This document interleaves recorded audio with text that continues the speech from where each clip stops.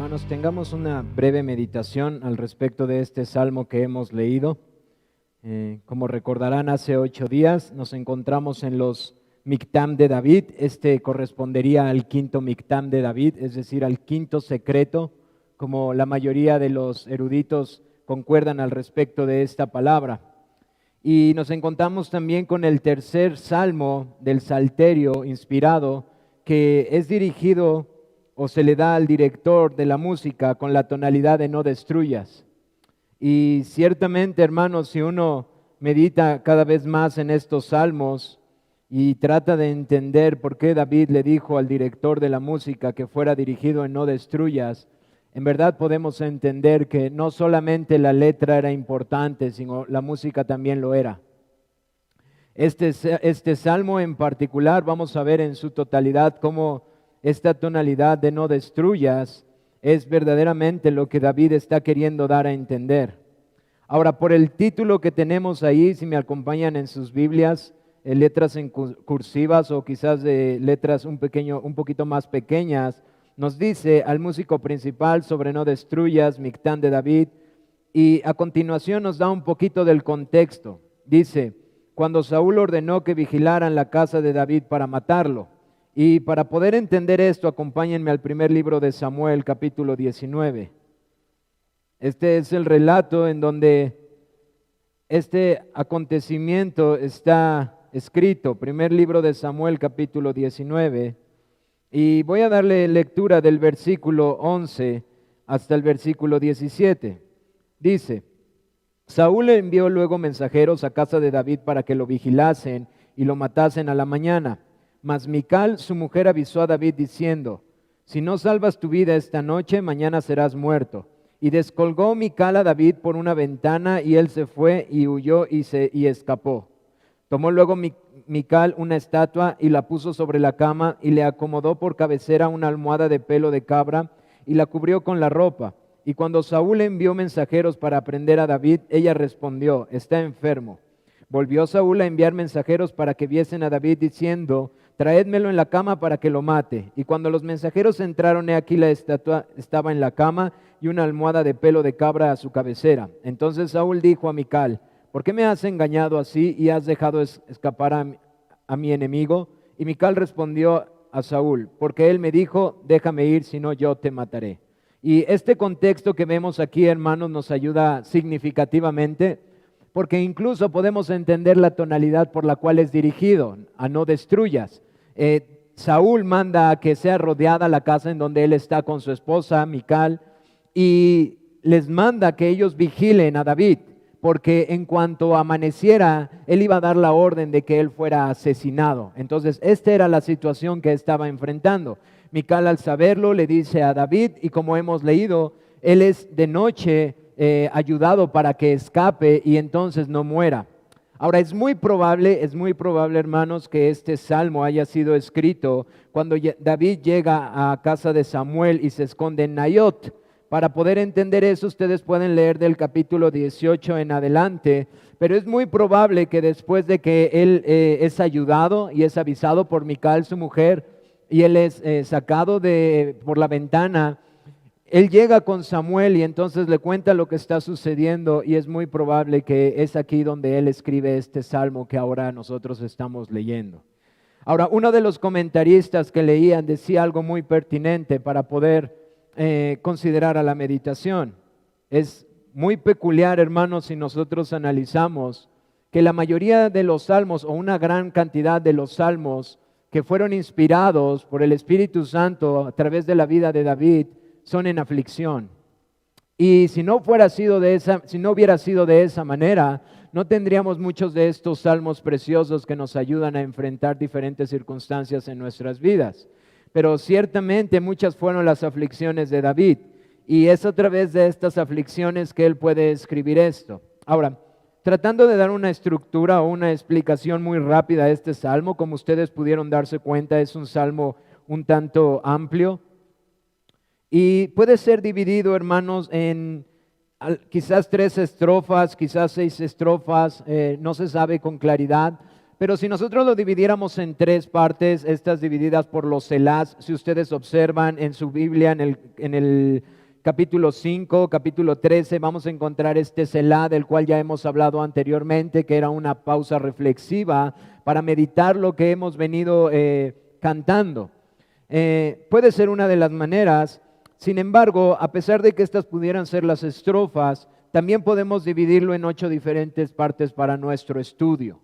Y estas 8 partes son importantes porque vamos a poder entender los temas que vamos a ir viendo en cada una de ellas. Voy a tratar de ir muy rápido, hermanos. Como ustedes saben, la breve meditación no es tratar de exponer exegéticamente todo el texto, sino poder entenderlo, aplicarlo a Cristo y preparar nuestros corazones para seguir adorándole. Entonces voy a ir un tanto rápido, hermanos, porque es un poco largo. Del versículo 1 al versículo 2 encontramos un clamor de David por salvación. Del versículo, en este clamor encontramos a David pidiendo súplica para ser guardado. Y David utiliza un lenguaje que quizás no sea muy claro en nuestra traducción. Él dice, líbrame de mis enemigos, oh Dios, y dice, ponme a salvo de los que se levantan contra mí. Ahí existe un pequeño juego de palabras en donde él está diciendo que él sea elevado a un nivel más alto de los que se han levantado contra él. Y es ahí donde está un poco el juego de palabras. Porque él está reconociendo que el Señor es su fortaleza. Y él está pidiendo que esta fortaleza lo levante a un lugar en donde no puedan tocarlo. Es por eso que él utiliza esto y dice, ponme a salvo de los que se levantan contra mí. Ahora, ¿por qué digo esto? Porque esto es importante, es un tema principal en este salmo. Dios como la fortaleza, como el refugio de David. En el versículo 3 al 4 vamos a ver la primera instancia donde él dice la razón de su clamor. Y él nos describe que hay hombres que están acechando sin causa y que él no ha cometido ninguna transgresión. Ahora, si nosotros vamos al versículo 3, dice, ¿por qué aquí están acechando mi vida? Se han juntado contra mí poderosos, no por falta mía ni pecado mío, oh Jehová. Ahora, hermanos, cuando nosotros estamos viendo este lenguaje en esta segunda sección, no debemos de malinterpretarlo. Él no está diciendo porque no hay pecado en mí en totalidad. Él está diciendo, ellos me acechan y me persiguen, hombres grandes, sin yo haberlos ofendido. Él está apelando a Dios porque él no había hecho nada en contra de ellos. Entonces, por eso él dice que sin transgresión en contra de ellos es perseguido. Después pasamos al 4b, o la segunda sección del 4, hasta el versículo 5, en donde encontramos, hermanos, esta necesidad de intervención divina. Y esto viene justo antes de que venga el primer Selá. Y miren, quiero que me acompañen ahí. Dice, despierta para venir a mi encuentro y mira, y tú Jehová, Dios de los ejércitos, Dios de Israel, despierta para castigar a todas las naciones. Aquí es importante que observemos esto. Él dice Jehová, Dios de los ejércitos, y utiliza diferentes nombres para nuestro Dios y está usando el nombre del pacto, luego está utilizando el nombre de Dios y luego está utilizando a Israel y también está utilizándolo como el Dios de los ejércitos. ¿Qué es lo que él está diciendo, hermanos? Él es intencional en sus palabras. Él está diciendo, tú eres el Dios que ha hecho pacto con nosotros y que tú has dicho que vas a defender nuestra causa. Él está utilizando los nombres con toda intencionalidad para recordar quién es el Dios que ha prometido que los guardaría. De hecho, Él es el Dios de Israel, como dice ahí, y Dios de los ejércitos, o Jehová de los ejércitos, Dios de Israel.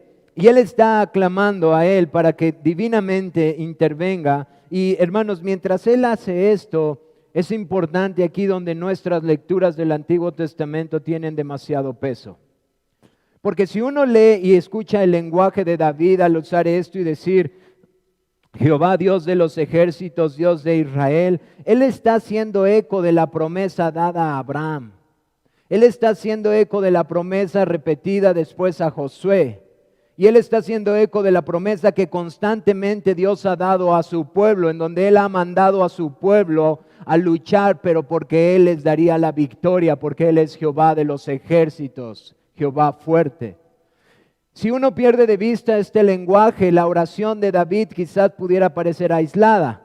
Pero cuando uno entiende que David está utilizando el lenguaje pactual con el cual Dios se ha revelado desde que él hizo la promesa con Abraham y que sucesivamente lo ha mostrado a su pueblo, entonces entendemos por qué este clamor de intervención es muy particular. Él está pidiendo que el Dios que ha prometido perseverar los intervenga en esta circunstancia. Después del versículo 6 al versículo 7, él describe el comportamiento de los que lo persiguen y quizás pueda ser entendible o no para nosotros, dependiendo de dónde vivimos, pero él está haciendo una comparación en estos versículos. Dice, volverán a la tarde, ladrarán como perros y rodearán la ciudad. ¿Por qué les digo esto? Puede ser entendible o no, dependiendo de dónde vivamos, porque para muchos de nosotros aún existen estas jaurías de perros que son sumamente peligrosas. Para muchos de ustedes quizás el contexto no tenga ya un peso, porque para muchos los perros son animales domésticos que se tratan casi como personas. Pero para el contexto en el que David lo está utilizando, los perros eran un animal despreciable, salvaje, comparado con otro animal salvaje que se comportaba como lo que nosotros podemos entender también en este día como las hienas. Entonces, él está comparando el comportamiento de sus enemigos con estos perros salvajes y cómo se están comportando, como una jauría de perros salvajes se comportan en contra de él. Ahora, no puedo entrar en todos los detalles, hermanos, pero cuando él está diciendo esto, él está diciendo, y estos perros salvajes responden rápidamente a la respuesta de su señor, que en este caso es Saúl, para hacer lo malo. Y decía un comentarista que cuánto podemos aprender del impío, cómo responde a hacer lo malo. Los que somos creyentes no respondemos a hacer lo bueno. Y del versículo 8 al versículo 10, él trae a su corazón esta confianza de quién es en el que está clamando, a quién le está pidiendo que intervenga. Dice, mas tú, Jehová, vuelve a decir el nombre del pacto, te reirás de ellos, te burlarás de todas las naciones, a causa del poder del enemigo esperaré en ti, porque Dios es mi defensa. Seguimos viendo por un lado el lenguaje pactual, seguimos viendo por otro lado el lenguaje de Dios como nuestra fortaleza, pero al mismo tiempo, si ustedes se dan cuenta, hermanos, nosotros encontramos aquí palabras que son claramente más descritas en el Salmo 2 que nosotros cantamos, en donde Él se levantará sobre sus enemigos y se reirá, porque ¿quiénes son los que se oponen contra Él? Ahora, por favor, nunca olviden este lenguaje de este Rey todopoderoso y glorioso que se manifiesta en el Antiguo Testamento, porque esto nos va a dar claridad para entender por qué este glorioso Rey, cuando desciende a este mundo, es el Cordero que se humilla. Porque este era el glorioso Dios majestuoso que esperaba a Israel, pero Él viene en humillación, como lo vamos a ver hoy en la aplicación de este Salmo. Pero nunca olviden, hermanos, que este Rey del Salmo 2, este Dios glorioso que menciona David, es aquel que decidió despojarse de sí mismo y hacerse hombre, semejanza de hombre. Ahora, versículo 11 al 3 dice, ahí vemos la intervención nuevamente, David ora a Dios por intervención y nuevamente vemos Selah, es decir, esta pausa reflexiva. Él pide que intervenga y lo hace de una manera muy particular. Quiero que observen esto en esta parte del Salmo, porque dice, dice, no los mates para que mi pueblo no olvide, dispérsalos con tu poder y abátelos, oh Jehová, escudo nuestro. ¿Qué es lo que está diciendo?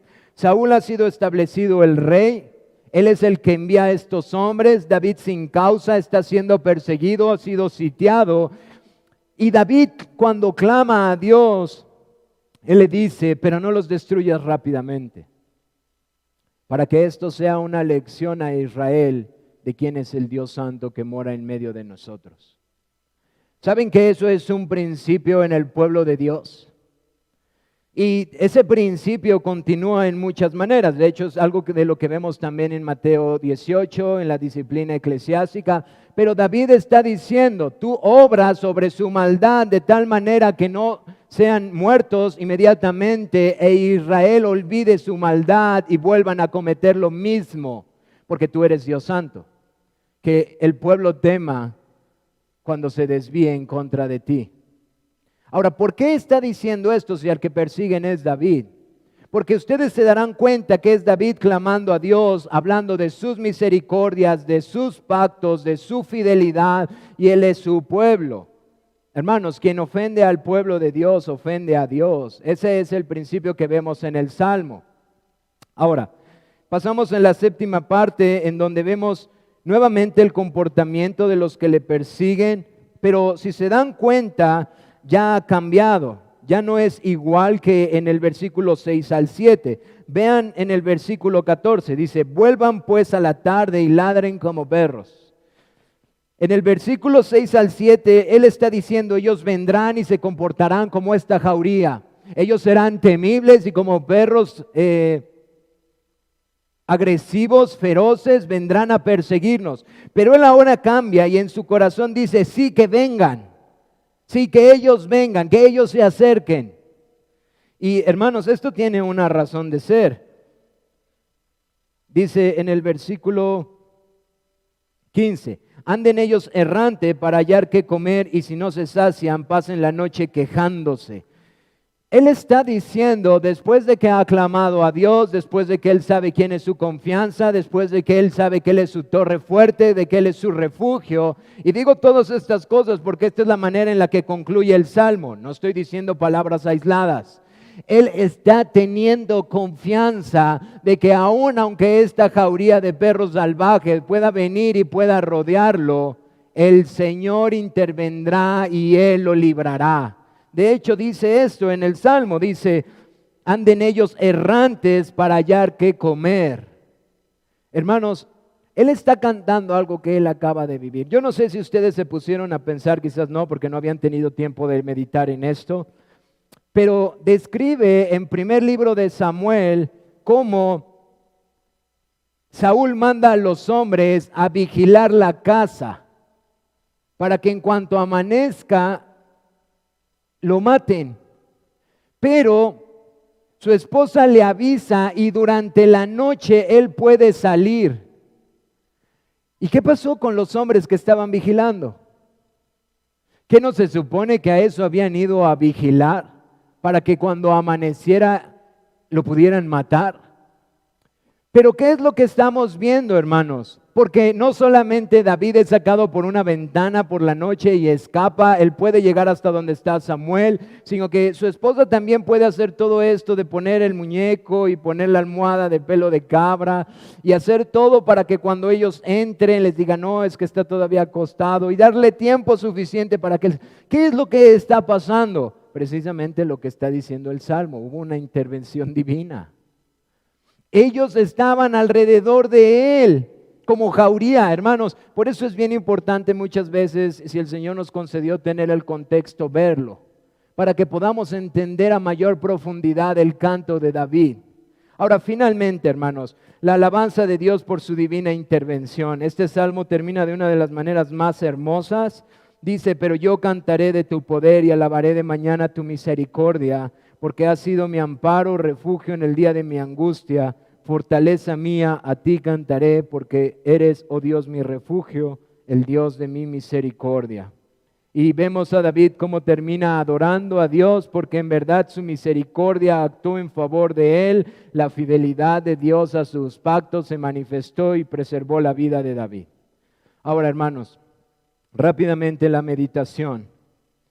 Como bien menciona Andrew Bonar, uno de los autores que acostumbro a leer, que habla de Cristo en los Salmos, dice que este es un salmo para el hijo de David.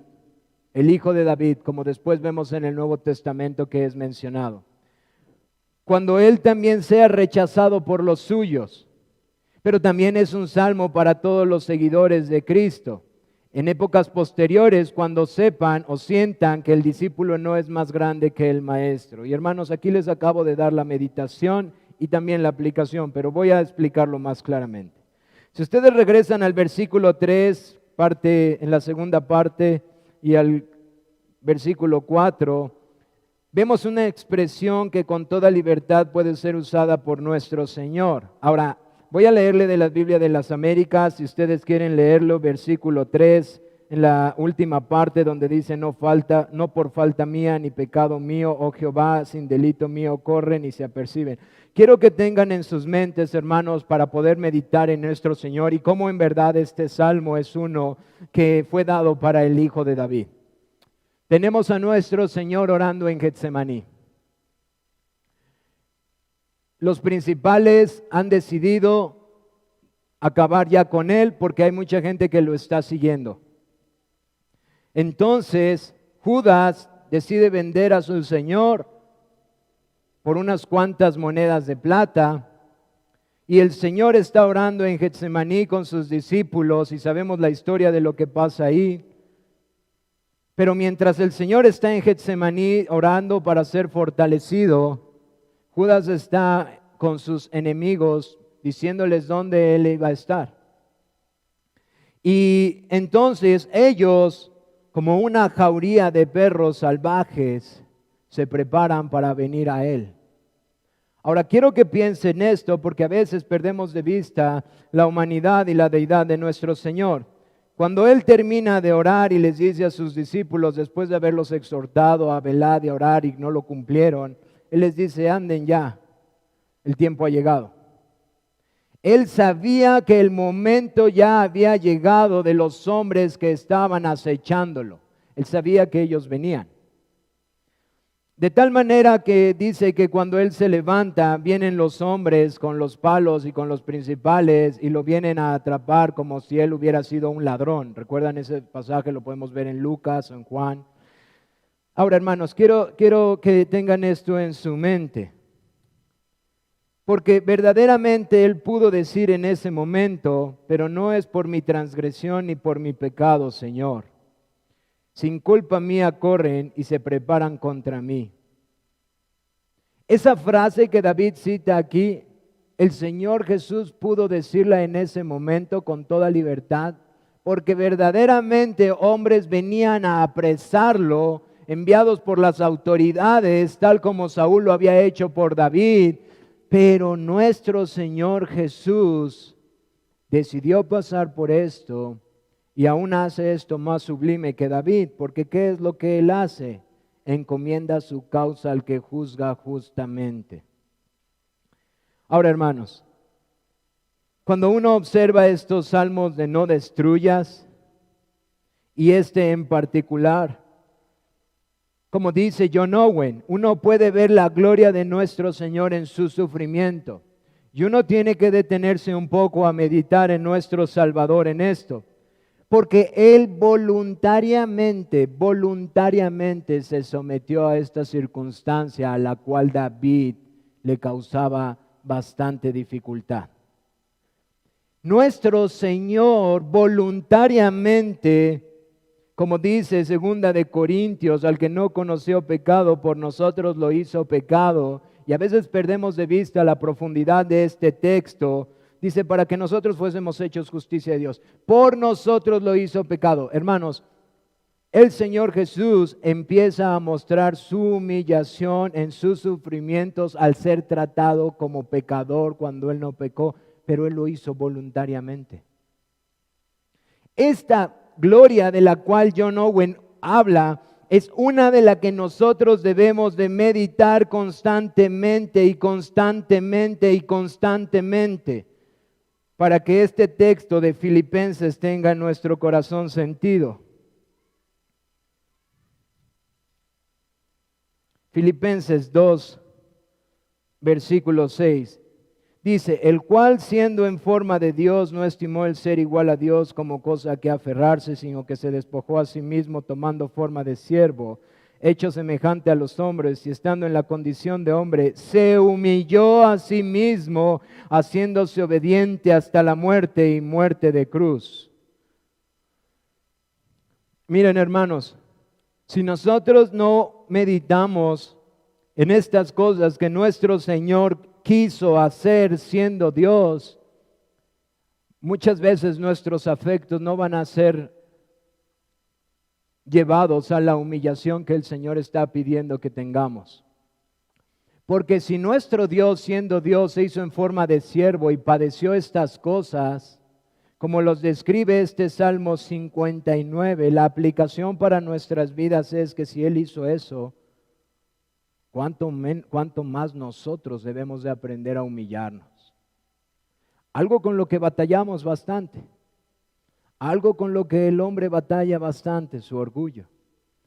Pero uno mira al Señor Jesucristo sabiendo que estos hombres vienen para acecharlo y que sin transgresión y sin pecado y sin culpa de Él, como dice el salmista, y sin culpa mía, corren y se preparan contra mí. ¿De quién era la culpa de todo lo que va a padecer el Señor Jesús? ¿De quién era lo que Él va a padecer? De nosotros. Cuando su humillación empieza y cuando Él empieza a hacerse pecado por nosotros y a ser tratado como un pecador en cuestión de las maldiciones que ustedes y yo merecemos, en cuestión de la ira que nosotros merecemos, en cuestión de todo lo que ustedes y yo justamente merecemos, recordemos que Él lo hizo voluntariamente por amor a nosotros, para salvar a un pueblo. Esta es la gloria de nuestro Señor Jesús en su humillación. No a un texto y no algo que podamos pensar de manera nada más intelectual, hermanos, sino sentirnos de nuestro corazón compungidos, porque eso es lo que hizo nuestro glorioso Dios, no por su culpa, sino por la nuestra. Él llevó nuestra culpa. Y esto es lo que nos muestra este salmo de nuestro Señor Jesús. Una última aplicación, hermanos. Recordemos que el Señor es nuestra fortaleza y refugio, que a Él podemos clamar y esperar y que cantaremos porque Él es nuestro amparo. Yo sé que mucho se ha dicho a este respecto, hermanos, pero si nosotros pudiéramos recordar la fidelidad de su pacto desde que el Señor le dijo a Adán, la simiente de la serpiente herirá a la simiente del hombre en la cabeza, y hemos visto su cumplimiento en Cristo, hermanos, no tenemos ninguna razón para dudar que aquel que comenzó la obra en nosotros la perseverará hasta el día del Señor.